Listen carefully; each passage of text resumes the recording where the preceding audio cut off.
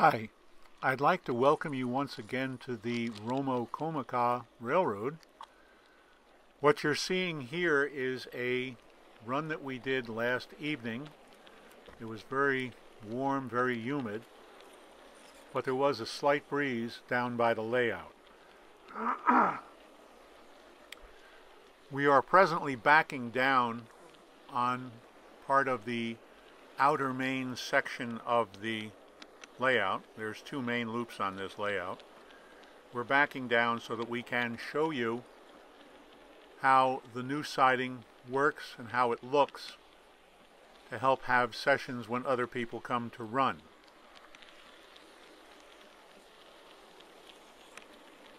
We're running at approximately 45 scale miles per hour.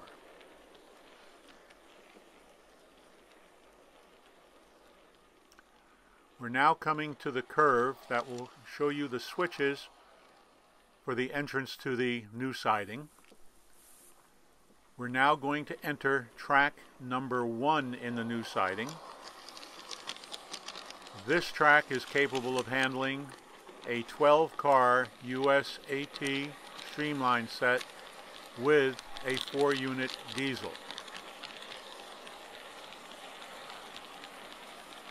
The track is electrically isolated completely, so there is one block for the entire section. People coming to run long passenger trains or combination freights will be able to put their trains on this track and keep it electrically isolated until it is their time to run. We're coming to the end of the number 1 storage track, going back out onto the outer main, and then again we'll back down and enter track number 2.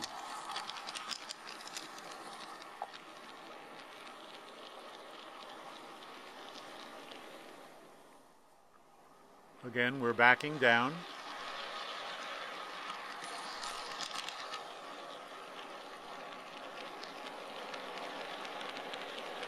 We are now again on the outer main track. We have 2 loops, or 2 mains, each one roughly 750 feet long. Basically, the layout is level, although it may not look that way as we do something in a little while. Again, we're backing down. When we complete backing down, we will again enter the new passing siding.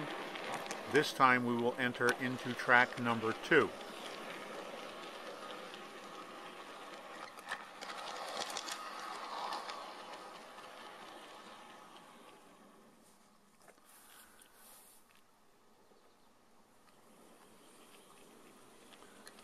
Now track number 2, out of the way it's set up, has to be shorter than track number 1. This track can store approximately 10 or 11 USAT streamline passenger cars, or a substantially long freight train. Like track number 1, this track is entirely one block. So you can set up, isolate the train electrically if you're using track power, and wait for your turn to run.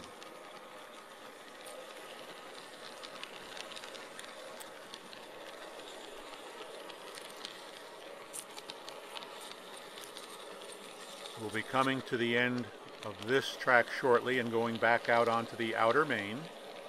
We will then throw the switch and back down again, and then come through track number 3.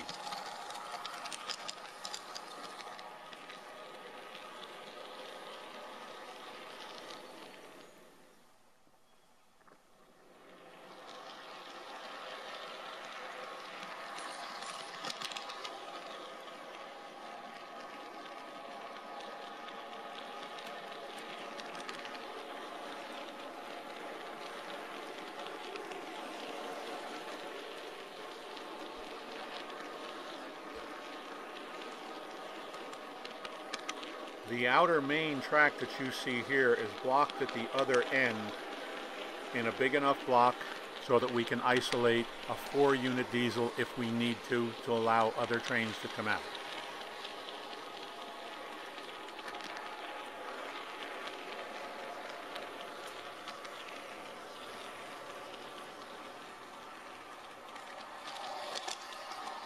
Again, the turnout's going into the passing siding. We'll now go into track number 3. Track number 3, of course, is going to be shorter than tracks 2 and 1, and it's isolated a little bit differently than tracks 1 and 2.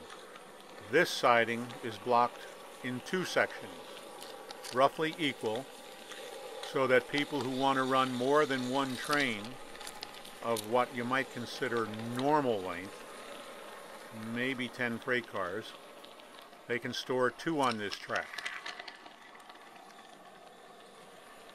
On the right, you will see something sticking out of the layout. That is actually the control box for the new passing siding. That has a breaker on it. It also has the toggle switches to control it. And coming up again on your right, you will see a little building, a little box, that controls the block on the outer main where it comes into the track, so that we can isolate those 4-unit diesels if we need to. We will now continue to run on the outer main. Please note the time. We are approximately 45 scale miles per hour. We're now going into the outer, or the upper loop of the layout. There are 3 loops on this layout. Each loop can carry approximately 100 cars.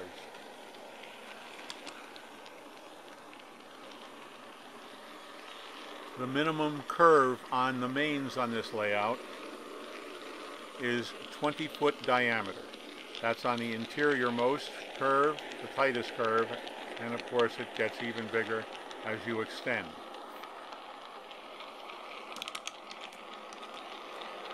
We are again still on the outer main, coming out of the upper loop and going into the S's. Very shortly we'll be coming up to an area that required us to make some modifications to the layout due to expansion of the track. Coming up on the right, you will notice larger areas of ballast with a valley in the middle. In this area, we've had some flexion of the track and we're repairing it currently. The track is actually shifted to the right and we've had to add stone so that we can compensate for it. Part of the ties were actually hanging off of the layout in that section. What you see ahead of you is our car storage barn when needed, and on the upper right is a solar cell to maintain fans if we store cars in there, so that we have a constant flow of air so that we don't get rust. Also coming up, you'll see a little box sticking out of the storage shed. That has blocks, 15 of them, for electrical storage of engines if we need to store engines. And there is an intake vent for the storage shed. The shed itself is sealed so that we can get good airflow with the fan. We're now going into the lower loop of the layout. And this is the area also where we've started converting the Aristo and other switches to pneumatic controls. They work better and allow us a certain amount of flexibility in our operations. The only problem, of course, with pneumatics, you have to run tubing, and you can only have one control source, unless you want to put rotating controls in. We haven't chosen to do that. We are now at the highest point of the layout, approximately 6 feet 2 inches off the ground. The layout itself is level. We wanted a level layout because we like long trains. The reason the layout is so tall at that point, quite simply, is the ground slopes away. Coming up again, you can see the one end of the storage barn, the vent allowing for air, the control box for the engines. You may not see it too well, but there's a little green LED next to the vent. That actually tells us the polarity of the engine storage track when we're needing it so that when we bring trains out, we know what direction they're going in. Not too well lighted inside there. We're now coming out of the lower loop on the outer main.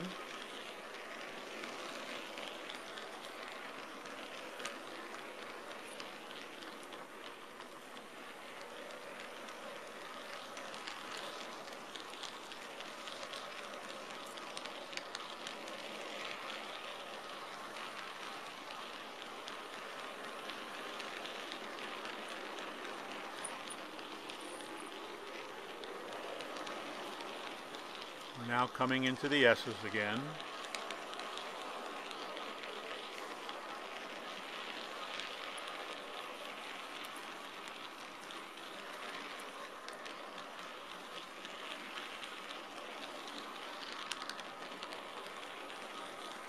What you see in the background now is our classification yard. That yard can hold approximately 200 cars.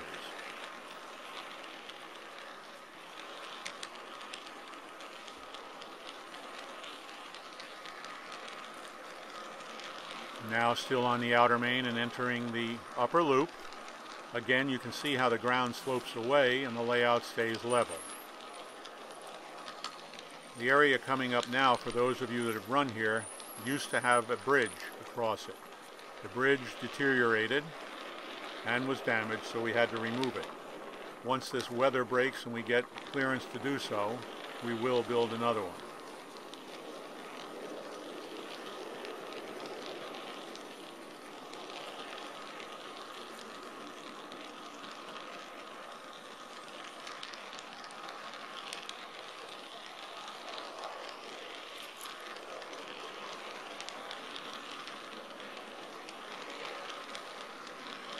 You can see the middle loop right now in the background. We're coming out of the upper loop, still on the outer main, of course. On the right is the classification yard. The track immediately to your right is a make-up break-up track for the classification yard. This track coming up on the right is a storage track for our track cleaning cars. And now coming up again on your right is a make-up break-up track for the classification yard to travel in the opposite direction. Both of the make-up break-up tracks can handle a lot of cars.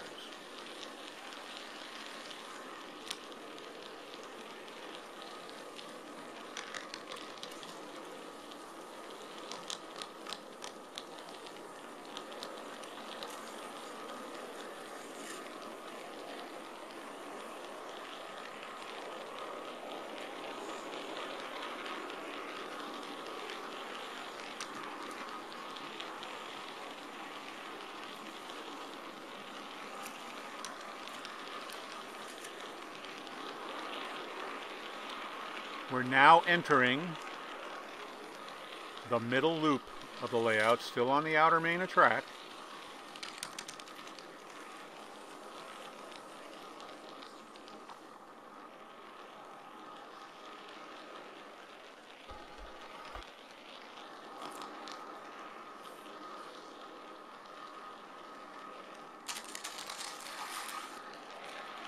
That crackling noise you've heard occasionally and the clickety-clack that's not at the rail joiners are the dried leaves getting stuck under the camera car or the locomotive.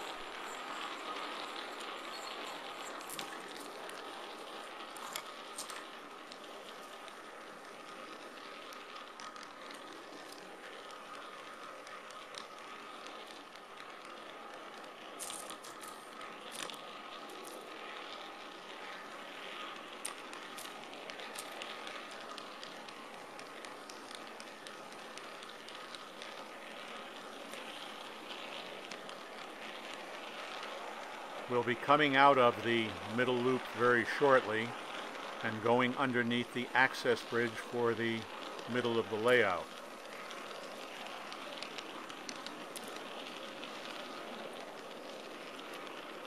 Children actually like to stand up there and watch the trains go by. I kind of like it too.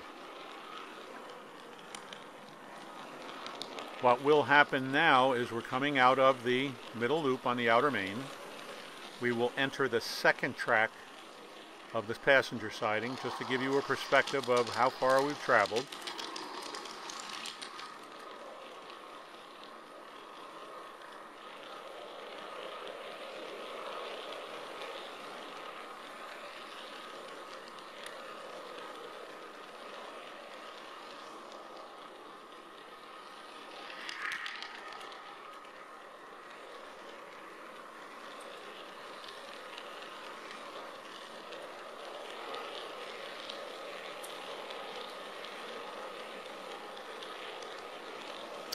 I hope you've enjoyed this video. I know it's pretty long, but again, thanks for watching and enjoy G-Scale Model Railroading.